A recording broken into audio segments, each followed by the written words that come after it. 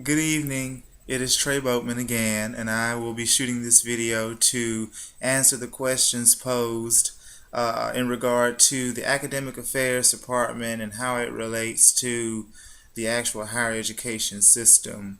So there were 4 questions that were posed in answering this, and the first one being, what are the main functions of academic affairs in higher education?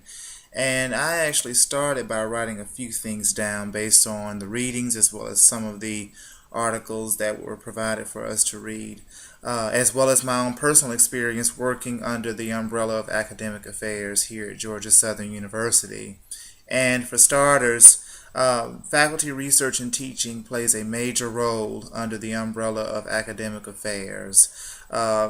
Great deal of time, effort, and money is placed in retaining as well as hiring faculty and staff who, and esteemed faculty especially, who have shown that they are and have been capable of doing a great deal of research and publications and actually coming with some sort of background in that. Strategic planning also plays a major role in within the academic affairs. So actually planning and putting plans into place. I already said plan, didn't I? How many times can I say plan in one night?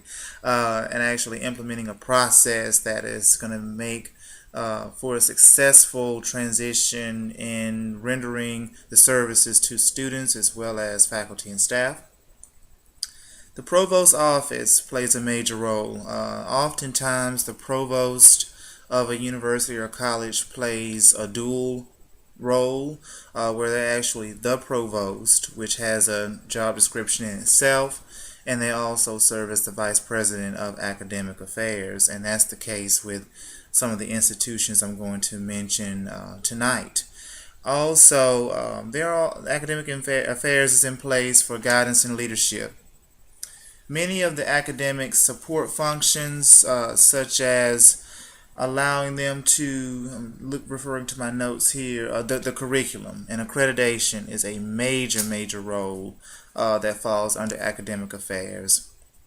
My personal experience with academic affairs is I work for the First Year Experience Office at Georgia Southern University as an academic advisor and also as an adjunct instructor. And our direct contact is the Associate Provost, Dr. Diana Cohn. And because we are a department that falls under academic affairs, unlike some of the other advising centers on campus, we do not have a dean to answer to. So therefore, we fall under the Provost's office, as does the athletics department here at Georgia Southern University. The second question was the difference based on types of institutions. So I actually looked into and researched 3 different types of institutions, but I'll give you the 3 different types that I actually noticed. The first one being a nonprofit institution, such as, and I'll get into that in a second. I don't want to skip ahead, and I oftentimes do that. So,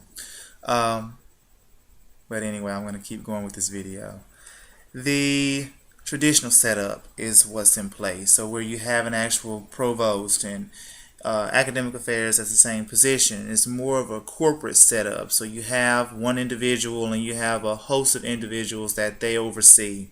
A whole host of processes that are placed or are put in place, such as the library system. You also have enrollment management in some cases fall under that, and that's not the case here at Georgia Southern. That's actually a department of its own, but you also have under academic affairs the respective colleges and the deanships within that, and the academic affairs department oversees the quality and the curriculum that's being offered under those respective colleges and universities, and just making sure that the integrity of the actual education that's being presented before the student is there, but also keeping in mind that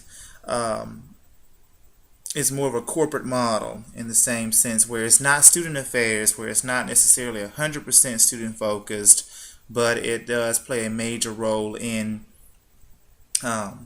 the information that's being provided to the student.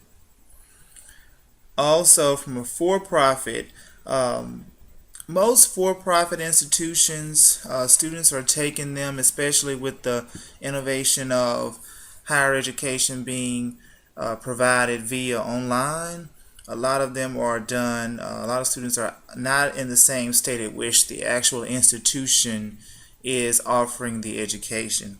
And that's the case for a for-profit institution I'll mention in my next question. But they have what is called a regional director of academic affairs. So based on the region at which the institution is located and the students that they're serving, kind of determines the programs that they offer, how they go about offering them based on a population basis, and also what is needed in that necessary region of the country.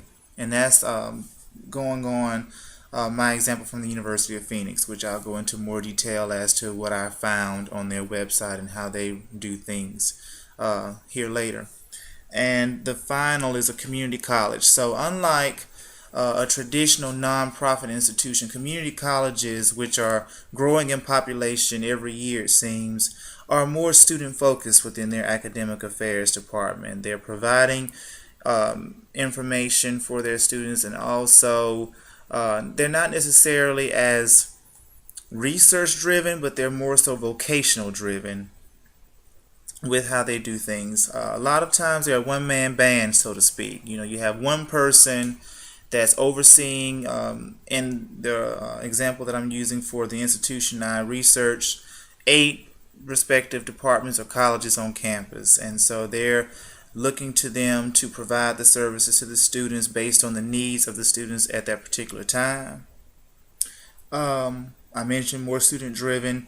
Also providing programs to prepare students to progress forward from either one of two things. One being from the actual institution, the community college itself, out into the workforce, whether it be working in the vocational industry or preparing them for the traditional 4-year nonprofit institutions, whether they be research institutions or whether they be flagship institutions.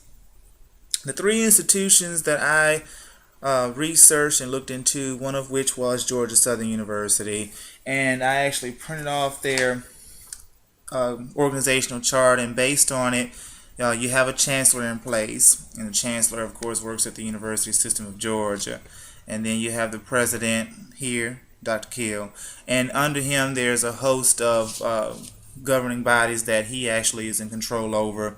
Under academic affairs, you actually have 3 components with that. You have the international studies, you have institutional effectiveness and SACs, and then you have the academic fiscal affairs. And under that fall the colleges. So you have the deans, and you have first year experience, and then you have the continuing education department, you have the Center for Wildlife, you have military resource centers. So that's the way that the structure is operated here at Georgia Southern University. Then you have the University of Phoenix, which is more so, as I mentioned, being that they offer education all over the country, you have regional directors of academic affairs in place, and they have what is known as they have what is known as, yes, an academic cabinet. So under that academic cabinet are some titles such as a Vice President of Office of Admissions and Records. So unlike Georgia Southern, where the Office of Admissions actually falls under Student Affairs, here at University of Phoenix they actually have a VP for Office of Admissions and Records. They have a VP for Enrollment. They have a VP for Student Financial Aid. So these particular programs are not falling directly under academic affairs at this particular for-profit institution. And I'm guessing simply because of the nature at which they're providing education, that the standard, the traditional standard or model is not conducive to the type of the education that they're providing at the way that they're actually providing it. So they need those to be broken up based on state regulations at which they're actually having those institutions in place. They do have one university president who actually was just put into place. He actually took over the position from a longtime president that they had. And that actual president, the previous president, now sits on the board of trustees, and they have a board of trustees comprised of individuals from all over the country in many different fields in the career force and career world. And then the final institution I researched was Tallahassee Community College. And there, as I mentioned, they have a provost and a vice president of academic affairs, and their main mission is to attract and retain diverse and knowledgeable faculty members. And they do so by way of actually having individuals in place that are working with the students more hands-on and providing those services and those programs that students in that position at the community college need in order to progress, whether it be right in directly into the workforce or shift over to a four-year university or college. The differences that I saw, there were some similarities with the community college and Georgia Southern University in the way of the provost and the actual VP of academic affairs title all being held by one person. Although I do feel that the difference between the community college is they're more student focused, more one-on-one with the student, as opposed to a major or four-year institution being more of a corporate model where it's more about the enrollment and the numbers of retention and graduation rates than it is within academic affairs than it is with the community college sector. The final question is the role of faculty as it relates to academic affairs. Is it appropriate? Right? Why or why not?